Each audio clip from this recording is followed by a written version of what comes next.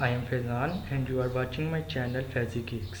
This is the first video of my channel. I am sure that you will like it. If you like the video, comment, like and subscribe to my channel. Today my topic is OOP. As we all know that today is the modern age of science and in future more technology will be invented and all will be done by the help of computer and computer use programming language.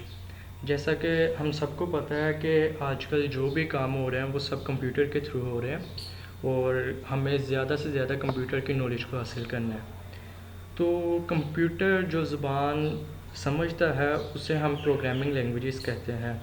वैसे तो इस दौर में आज बहुत सारी programming languages हैं, लेकिन इन सब का एक बेस है, मतलब कि सब के सब एक ही चीज़ के राउंड वर्ड होते हैं और वो है ऑब्जेक्ट ओरिएंटेड प्रोग्रामिंग। और आज का हमारा टॉपिक भी यही है, ऑब्जेक्ट ओरिएंटेड प्रोग्रामिंग और बेसिस ऑफ OOP। चलें अब हम स्टार्ट करते हैं। Features of OOP। ये OOP जोन सा है, ऑब्जेक्ट ओरिएंटेड प्रोग्रामिंग, ये इनके कुछ फीचर्स हैं। Object, classes, real world modelling, information hiding. Object आप कह सकते हैं कि जिस तरह इंग्लिश में नाउन आता है इसी तरह हम OOP में ऑब्जेक्ट को हम वही कह सकते हैं। Object can be anything that held in our real life, anything that can be physically see और टच इज कॉल्ड ऑब्जेक्ट। मतलब कि कोई भी चीज़, जिस तरह कोई पर्सन की थिंकिंग हो गई, कार हो गई, आर्किटेक्चर हो गई, कुछ भी हो गया या सॉफ्टवेयर डेवलपमेंट हो गया, कोई भी चीज़ उसको हम ऑब्जेक्ट कहते हैं। और जितनी भी प्रोग्रामिंग होती है वो ऑब्जेक्ट को मद्देनज़र रखते हुए ही होती है। उसके बाद class. A class is a user defined data type which hold its own member and member function और a collection of object with same properties and function is called class. हम क्लास को कह सकते हैं कि काफ़ी ज़्यादा ऑब्जेक्ट जिनकी सेम प्रॉपर्टीज़ हो और सेम फंक्शन हो, उनको हम अगर एक ही जगह पर इकट्ठा कर दें तो वो क्लास होती है। अब आप सोच रहे होंगे कि class member and member function क्या होते हैं, तो ये मैं आपको नेक्स्ट बता दूं। Class member, object that participate in class is known as class member. Member function, characteristics of an object called member function. Class member कहते हैं कोई भी ऑब्जेक्ट जो किसी क्लास में पार्टिसिपेट करता है उसे हम क्लास मेंबर कहते हैं। Member function, characteristics of an object called member function, और उस ऑब्जेक्ट की कोई भी खासियत को हम उसके कोई, या मतलब कि वो क्या काम करता है या उसकी टाइप क्या है, वट एवर कुछ भी हो, उसको हम उसका काम को हम कहते हैं मेंबर फंक्शन। और अब हम देखें कि क्लास को बनाते हैं क्लास कैसे हैं। अगर हम कोई भी सॉफ्टवेयर प्रोग्रामिंग सॉफ्टवेयर यूज़ करें, मतलब कि टर्बो सी हो गया या डेफ C++ हो गया, तो उसमें हमें क्लास को क्रिएट करने के लिए कीवर्ड होता है क्लास, जिस तरह कि मैंने लिखा हुआ है, a class has a keyword class to make a class. Syntax इसका होता है क्लास और आइडेंटिफायर होता है क्लास का कोई भी name. Mean to say that कि हम क्लास का कुछ भी नेम रख सकते हैं। जिस तरह हमने किसी का रिज़ल्ट फाइंड करना है, पूरी क्लास के जितने भी मेंबर होंगे उन सब का रिज़ल्ट फाइंड करना है, तो हम इसका रिज़ल्ट रख सकते हैं। मार्क्स फाइंड करने हैं तो मार्क्स रख सकते हैं। उसके बाद ब्रैकेट और बॉडी ऑफ फंक्शन, मतलब कि उसके अंदर जो भी हमने उसकी वर्किंग वगैरह टाइप करनी है, इनपुट करनी है, आउटपुट लेनी है, कुछ भी होगा वो बॉडी ऑफ द क्लास आएगा और लास्ट में ब्रैकेट बंद और सेमीकोलन। ये तरीका होता है क्लास को डिक्लेयर करने का। अब रियल वर्ल्ड मॉडलिंग, जिस तरह के मैंने आपको बताया कि ऑब्जेक्ट कोई भी चीज़ हो सकती है जो हमारे रियल वर्ल्ड में हो। रियल वर्ल्ड मॉडलिंग भी सेम यही थिंग है। Object is based on real world thing that have some properties and function. Similarly same thing held in OOP। यहाँ पर ये लिखा है कि OOP के अंदर हम किसी भी चीज़ के ऊपर हम सॉफ्टवेयर बनाते हैं। मतलब कि हम अपने एग्जांपल ले लें, हमें अपने वीडियो एडिटर के लिए कोई सॉफ्टवेयर चाहिए हो, हमें किसी दुकान का हमने बनाना हो सॉफ्टवेयर, या कोई भी बड़े बड़े सॉफ्टवेयर टेक्नोलॉजी के लिए सॉफ्टवेयर जो भी हम देखते हैं उनको हम बेसिक्स जो सी उसकी होती है उसको हम रियल वर्ल्ड मॉडलिंग कहते हैं। Info hiding. As we all know that privacy is necessary in every feed and turn of life. Just like that, OOP provided us the facility to hide our info. जिस तरह के हमें पता है कि अगर हम टेक्नोलॉजी में भी हम तरक्की कर रहे हैं तो इन्हीं चीज़ों में हैकिंग, साइबर क्राइम, ऐसी बहुत सी चीज़ें आती हैं जिनसे हमारे डाटा को चुराना या डाटा को ख़त्म करने के लिए खतरात होते हैं हमें। तो इन्फो हाइडिंग ऊप हमें ये चीज़ भी प्रोवाइड करता है कि हम क्या चीज़ हम आउटपुट में दिखाना चाहते हैं और क्या चीज़ हम नहीं दिखाना चाहते हैं। मतलब कि अगर हमने कोई चीज़ सॉफ्टवेयर डेवलप कर दिया और हम चाहते हैं कि उसकी सिर्फ इनपुट हम मतलब कि जो भी एंटर कर रहे हैं वो सिर्फ हमें पता हो और जो आउटपुट होती है जो हमने दूसरे बंदे को दिखाना होता है वो हम किसी जो हमने एंटर किया है वो हम किसी को ना दिखाएं। तो इन चीज़ों के लिए इन्फो हाइडिंग यूज़ होती है। उसके बाद reusability. OOP has a feature to run a code that was written once.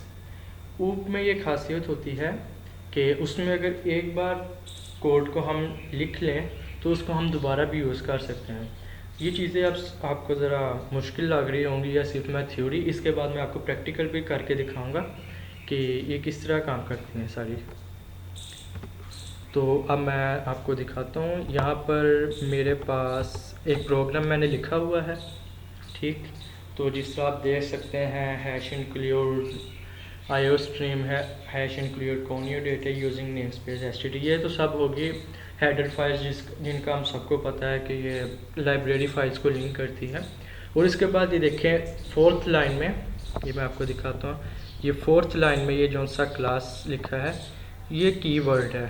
Class keyword है कि हमने अब क्लास क्रिएट करनी है और मैंने क्लास को नेम दिया है टेस्ट का।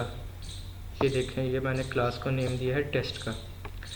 तो इस तरह हम क्लास का नेम भी हमने दे दिया, क्लास डिक्लेयर भी कर दे। अब जिस तरह के हमने उसके सिंटैक्स में देखा था, आगे ये जो सा प्राइवेट है, ये जो सा स्टार्टिंग में प्राइवेट आ गया, इसे हम प्राइवेट असेस स्पेसिफायर कहते हैं।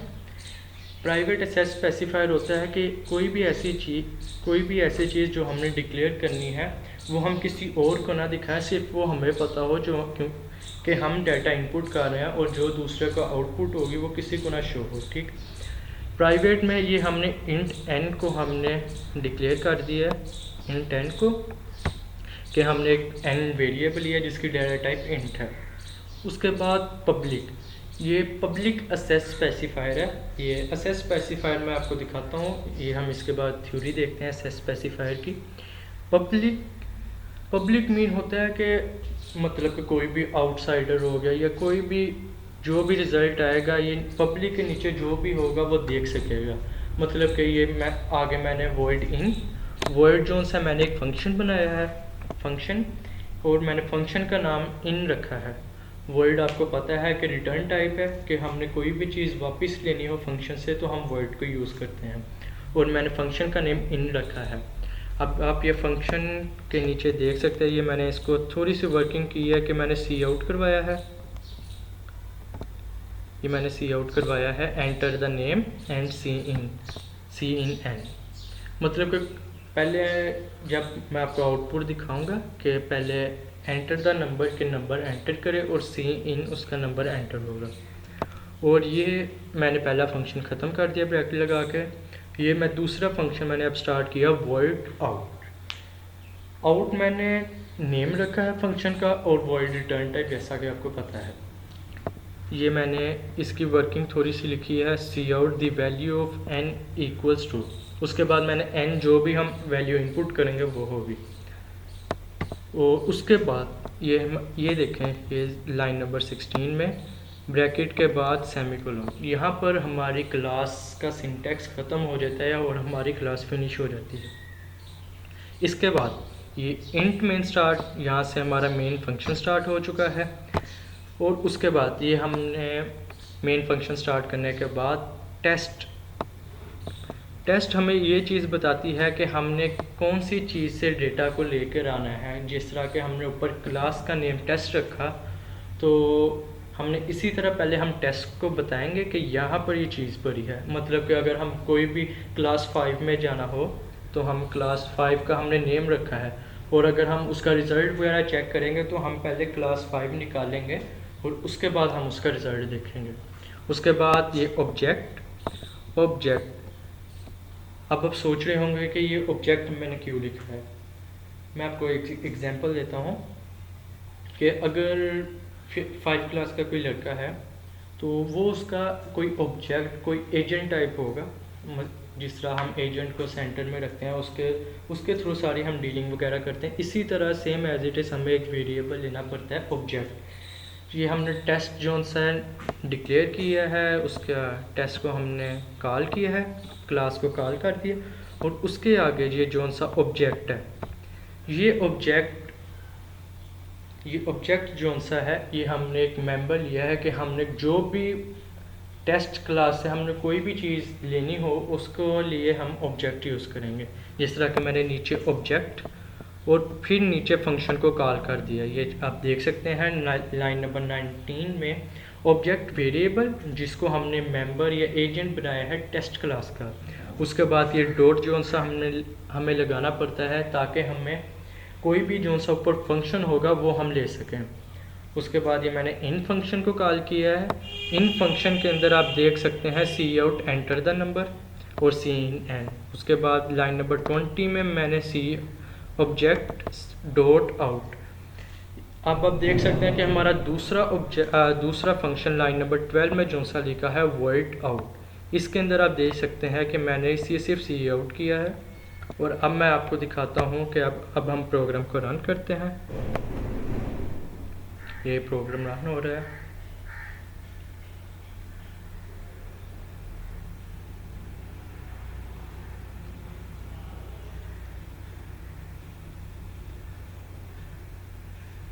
ये प्रोग्राम में कोई भी एरर वगैरह नहीं है। तो अब हम इसकी आउटपुट चेक करते हैं। ये देखें, जिस तरह के मैं आपको दिखाता हूँ, ये देखें, ये लाइन नंबर 9 में सी आउट एंटर द नंबर, जब मैंने वॉइड इन को शो किया तो इन आ गया, और एंटर द नंबर सी इन, हम कोई भी नंबर एंटर 5 नंबर एंटर कर दिए। और ये देखें लाइन नंबर 14 में जो सा सी आउट आया है the value of n equals to 5, क्योंकि ये हमने n की वैल्यू 5 डिक्लेयर की थी। तो ये देखें the value of n equals to 5 आ गई। ठीक, अब आप समझ चुके होंगे कि हम क्लास को कैसे डिक्लेयर करना है, प्राइवेट क्या चीज़। अब हम देखें, ये इंट n जोन सा है हमने लिखा है, इंट n जोन सा हमने लिखा है, उसका यहाँ पर कोई भी हमें आउटपुट शो नहीं हो रही है। तो अब हम दोबारा अपनी प्रेजेंटेशन या स्लाइड्स की तरफ हम चलते हैं। तो ये देखें, असेस स्पेसिफायर जो सा मैंने आपको बताया था, the command that used to specify the access level of class member. Access specifier एक ऐसी कमांड को कहते हैं कि हमने कोई भी क्लास मेंबर को हमने असेस करना हो, मतलब कि जिस तरह मैंने function co dot in dot out को हमने असेस किया था, उसके लिए प्राइवेट इंट एन जो सा मैंने लिखा था लाइन नंबर 9 के ऊपर। तो ये वही चीज़ है कि हमें किसी चीज़ को ना दिखाना हो, यही प्राइवेट असेस स्पेसिफायर हमें ये चीज़ अलाउ करता है। और पब्लिक का मैंने आपको बताया कि कोई भी बंदा, हमारी आउटपुट जो सी मैंने आपको दिखाई थी पब्लिक, ये मैं आपको एक बार दोबारा दिखा दूँ। ये देखें, ये जब मैंने पब्लिक के नीचे लिखा तो उसके नीचे जो भी था enter the number cin, और उसके बाद दूसरा function the value of n, ये जितनी भी चीज़ थी ये सारी हमें सिर्फ पब्लिक के बाद नज़र आई। तो आज हमारा ये टॉपिक यहीं तक था। नेक्स्ट मेरी अगली वीडियो में आप में इसी के अबाउट और भी बहुत सी चीज़ें जानने को मिलेंगी। ठीक है, अब मैं आपके साथ कुछ ज़रा इन्फॉर्मेशन शेयर करना चाहूँगा कि ये अब हम देख सकते हैं, सिर्फ हमें